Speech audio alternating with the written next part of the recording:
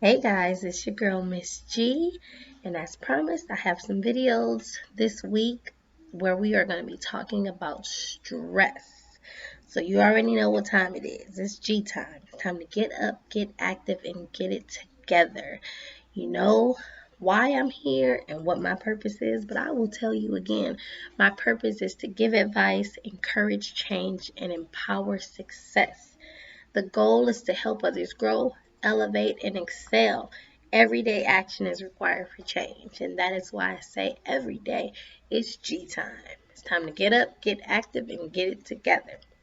So, today I talked about stress. Today is Take It Back Tuesday, and I wanted to talk about how it's important that we take back that healthy living by reducing that negative stress in our life. I know at a time like this, stress can be at an all time high, and that is why it's important to understand what stress is and how we can reduce it so that we can live healthier and happier lives. So, let's first talk about what is stress. What does stress mean? So, a basic dictionary response: stress is the body's reaction to change that requires an adjustment or response. So, as we're working on ourselves every day, putting forth the necessary actions to see differences in our lives, we are also increasing stress because change causes a reaction in the body. The body reacts to these changes with physical, mental, and emotional responses. That is to say that stress is a normal part of life. Whether we are experiencing negative or positive stress, stress can be normal, stress can be positive. It's when we have too much stress. It's when stress is continuous and we don't have any relief or relaxation that stress becomes a problem. So, what is negative stress versus positive stress? Okay. Well, let's give some examples. Negative stress. There's tons of negative stress. Lack of financial resources. Being broke. That's a stress. Not having enough money to pay our bills. Bills piling up. Not having a job. Not knowing if you're going to have a job. Employment. Not knowing if I still have a job during this pandemic. Not knowing where my financial resources is going to come from. That can be a negative stress. Limited transportation, right? Some of us who don't have transportation, who are maybe trying to get from job to job or place to place, picking our children up, transportation can be a stress if you don't have that, right? An overloaded schedule, being too busy, always having something to do can become stressful. It can become a negative stress. Lacking communication, always fighting, arguing, having conflict with different people, that can become a stress. There are tons of negative stresses that we experience on a day to day, but there's also positive stress, right? What about getting a promotion at your job? That's an exciting stress. You know that you've worked so hard to get to where you want to be, and now you've been promoted, but it comes with the added responsibility. That can be stressful if you allow it to consume you. What about having a baby? That is the best time of life, right? To be pregnant, to be expecting a new addition to the family, but it also can create some stress. Buying a house, buying a car. There are many things that are positive, but can turn into a negative stress if we're not using the tools and techniques that we learn, or if we're not learning any new healthy techniques and tools to relieve some of that stress, having some of that relaxation and relief during stressful times. So, like I said, not all stress is bad stress. Healthy stress keeps us alert, it keeps us motivated, it keeps us active. Every Monday, I ask, what is your motivation? It's Motivational Monday. What keeps you motivated? I want to know what's keeping you fighting. I want to know what's what's helping you to succeed in life, what you're working towards, what you're pushing for, right? What is that motivation? Well, that healthy stress is part of the motivation that keeps you alert and keeps you active. That healthy stress becomes your motivation for greatness. Going to school to get your degree is your action. The goal is to get a great paying job so that you can provide for your family. Now that's the motivation. All of that produces stress. It can be a healthy stress to keep you going. But if you don't have anything that is keeping you balanced, if you don't have any relief, if you don't have any self-care strategies, then it can turn into a negative stress. When I'm doing psychoeducation of stress with my clients, I always talk about healthy stress versus negative stress. And I use an example of a healthy stress, right? We're walking down the street, it's dark, we're heading towards our car, and we hear a noise behind us. What is your typical response? You're going to look behind you, right? You're going to turn around to make sure you're safe. You're going to look at your surroundings. That's healthy stress. Hey, I need to know that I'm safe. Well, what happens when you have too much stress? Then everything's a problem. No matter where you are, daytime, nighttime, everything is setting you on high anxiety and alert. What's going on? What's happening? That's a negative stress. But a healthy stress is to secure your surrounding. Make sure that you are safe in the space that you're in. That can be a healthy stress. So again, stress becomes negative and bad for us when we face continuous challenges without any relief or relaxation in between those stressors.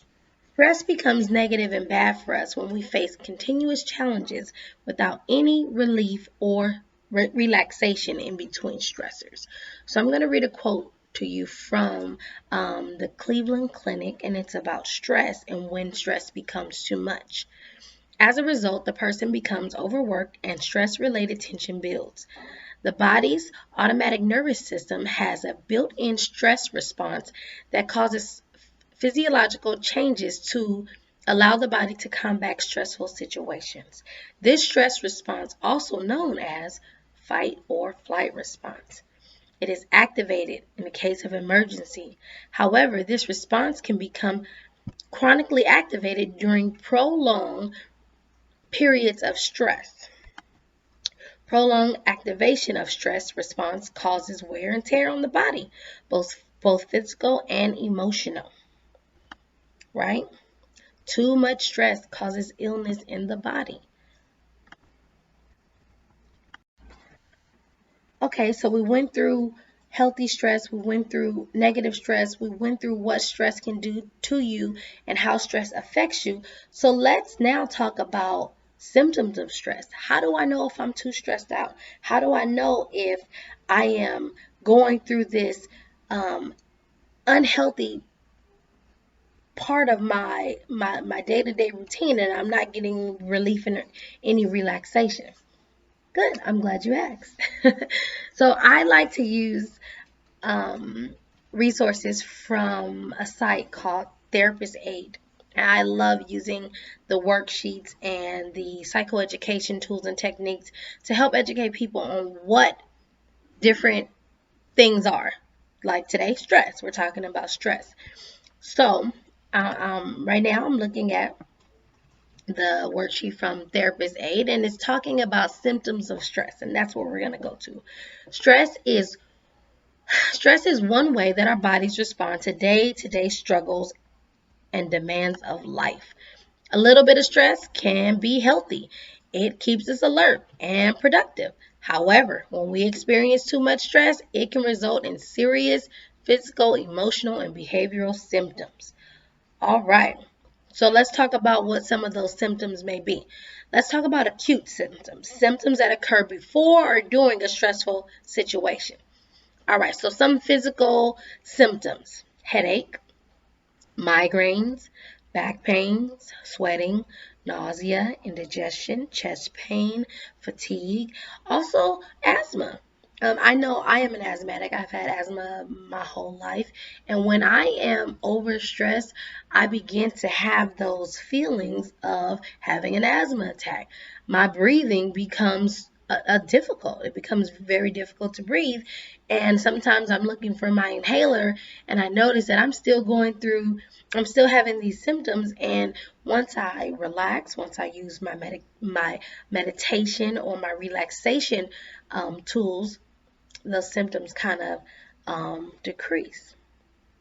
Some emotional symptoms: worrying, irritability, anger, loss of motivation, difficulties concentrating, mood instability, memory problems, also a decreased sex drive. Then there's also some behavioral symptoms that occur when we are overstressed: nail biting, restlessness, teeth grinding, interrupted sleep, insomnia, social withdrawals, substance abuse, procrastination.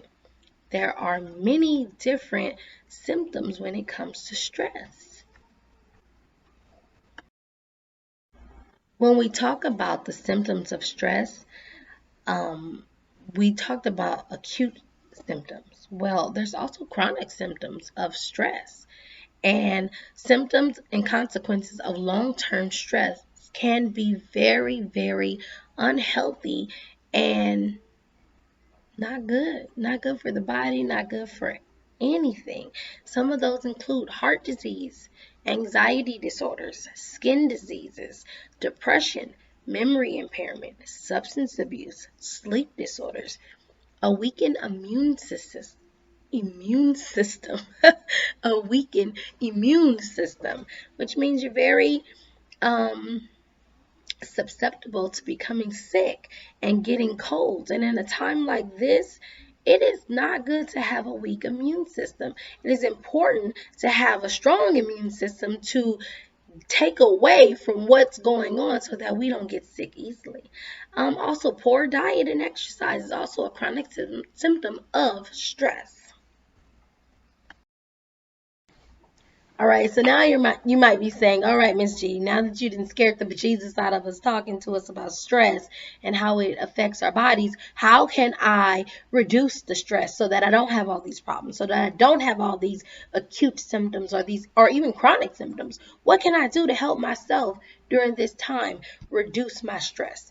How can I be better at stress management? Well, I'm glad that you asked. I have all type of tools and techniques to help you during this time reduce your stress. I have some tips and tools for stress management, and I will be posting them and putting them all together so that you can help yourself during this time reduce your stress.